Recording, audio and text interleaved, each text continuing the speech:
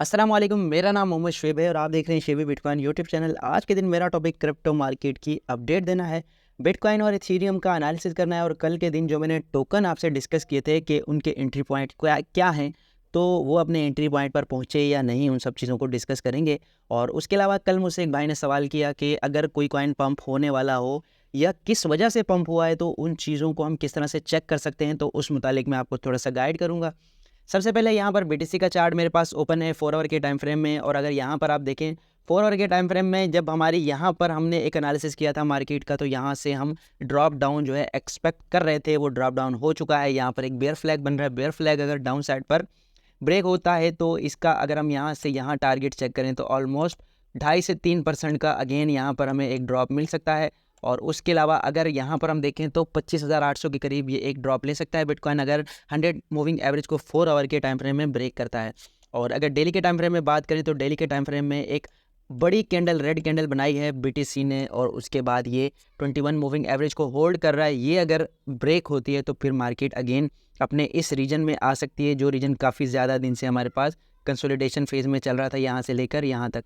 इस रीजन में दोबारा मार्केट आ सकती है। और ये रीजन, ये वाला टारगेट जो हमने 4 आवर के टाइम फ्रेम में ड्रॉ किया था, वो टारगेट भी इसी को मैच कर रहा है। और इथेरियम की बात करें तो इथेरियम बिटकॉइन की तरह ही मूव कर रहा है। यहाँ पर ये ट्रेंड लाइन मैंने ड्रॉ की थी और यहाँ से ये रिजेक्ट होकर अगेन अच्छा खासा क्रैश ले चुका है। अब डाउन साइड पर भी एक सपोर्ट बनती हुई नज़र आ रही है ट्रेंड लाइन के अकॉर्डिंग। इसको अगर ये होल्ड करके अगेन पंप करता है तो फिर यहाँ पर हमारे पास इसका टारगेट रह सकता है ऑलमोस्ट $1,700 का। और उसके बाद मार्केट अगेन यहाँ डाउन साइड पर आ सकती है। और ये वाली सपोर्ट इसकी काफ़ी अच्छी सपोर्ट है $1,600 की, जिससे इसने अभी तो होल्ड नहीं किया। अब अगर इसको ब्रेक करता है तो फिर अगेन इसके होल्ड करने के चांसेस होंगे। इम्यूटेबल एक्स के बारे में बात करते हैं। जब यहाँ पर ये अच्छा खासा पंप किया था परसों के दिन, तो मैंने आपसे कहा था कि इसमें आपने एंट्री बिल्कुल नहीं लेनी, आप शॉर्ट्स की पोजीशन इसमें ले सकते हैं। तो यहाँ से यहाँ तक अब ये 20% का ड्रॉप ले चुका है। अगर इस जगह आपको मिलता है तो आप इसमें शॉर्ट टर्म के लिए एंट्री ले सकते हैं, लेकिन याद रहे डाउन साइड पर आपने स्टॉप लॉस अपना लाजमी लगाना है। और र्यून टोकन की बात करें तो र्यून टोकन का मैंने आपसे जो लेवल शेयर किया था बाइंग का, वो डाउन साइड पर ये वाला लेवल था 1.60 सेंट का। अगर यहाँ पर आता है तो ये इसकी एक अच्छी खासी सपोर्ट है, जिसे इसको होल्ड करना चाहिए। अगर यहाँ से ये होल्ड करता है तो फिर मार्केट अप साइड पर जा सकती है। और याद रहे इसमें भी आपने अपना रिस्क मैनेज लाजमी करना है। टोन टोकन अच्छा खासा पंप हुआ, ऑल टाइम हाई पर गया। इसके मामले में मैं अभी भी बैरिश हूँ। 4 आवर के टाइम फ्रेम में जाएँ तो मैंने आपसे कहा था यहाँ पर ये जो है एक बैरिश पैटर्न बना रहा है, तो बैरिश पैटर्न के अकॉर्डिंग ये डाउन साइड पर जा सकता है। फिलहाल 50 मूविंग एवरेज इसको होल्ड दे रही है।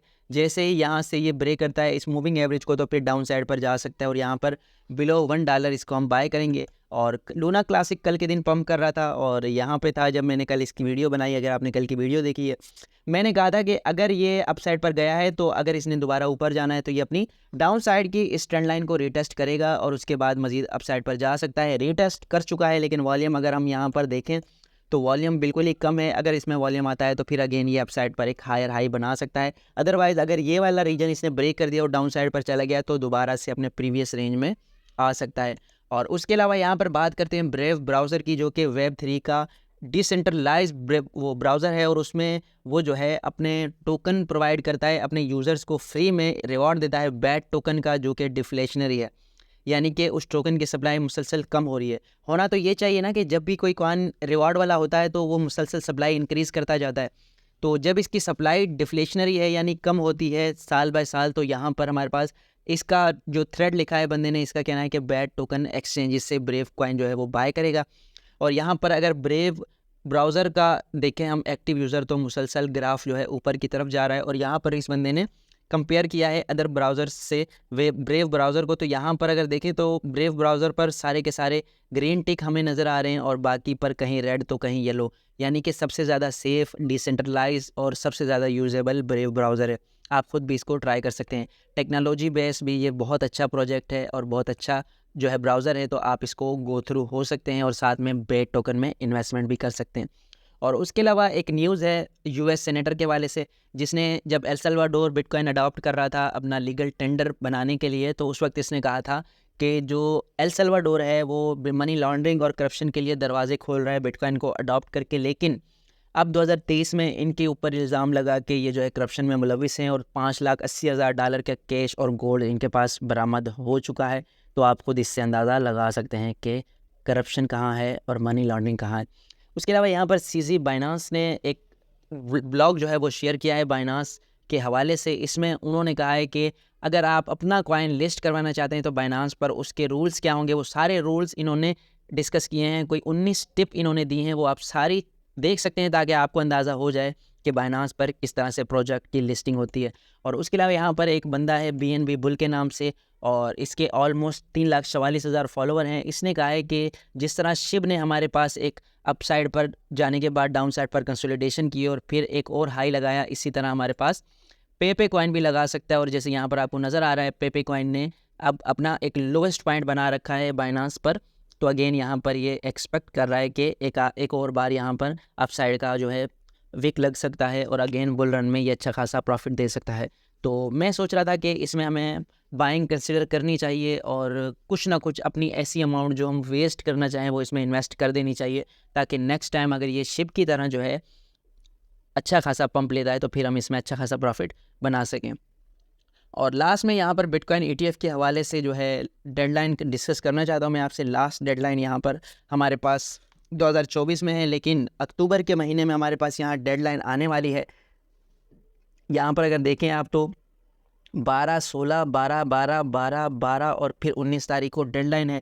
यहाँ पर अगर अगेन SEC जो है बिटकॉइन ETF को डिले करता है तो फिर मार्केट अगेन थोड़ी बहुत पैनिक हो सकती है।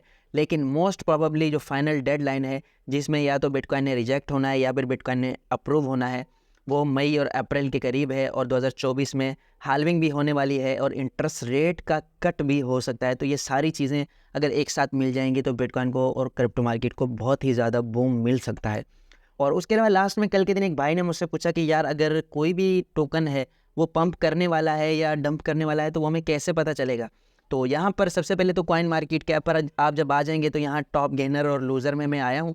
यहाँ पर आप किसी भी रैंडम कॉइन को कहीं भी चूज़ कर सकते हैं। जैसे कर्व डाओ का टोकन है, इसको मैं ये टॉप गेनर में है तो मैं अगर इसको चेक करना चाहता हूँ कि टॉप गेनर में क्यों है, तो यहाँ पर मैंने ये इसका चार्ट है 1 डे का। अगर इसको डाउन साइड पर हम करें तो यहाँ कर्व डाओ टोकन की कम्युनिटी है और यहाँ पर इनकी प्रोजेक्ट की अनाउंसमेंट होती है।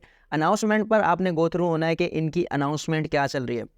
कई बार ऐसा होता है कि कोई भी छोटी मोटी अनाउंसमेंट होती है तो इस वजह से इसमें फोमो बिल्ड होता है और मार्केट जो है पंप कर जाती है। और कई बार ऐसा भी होता है कि सेल द न्यूज़ इवेंट भी हो जाता है।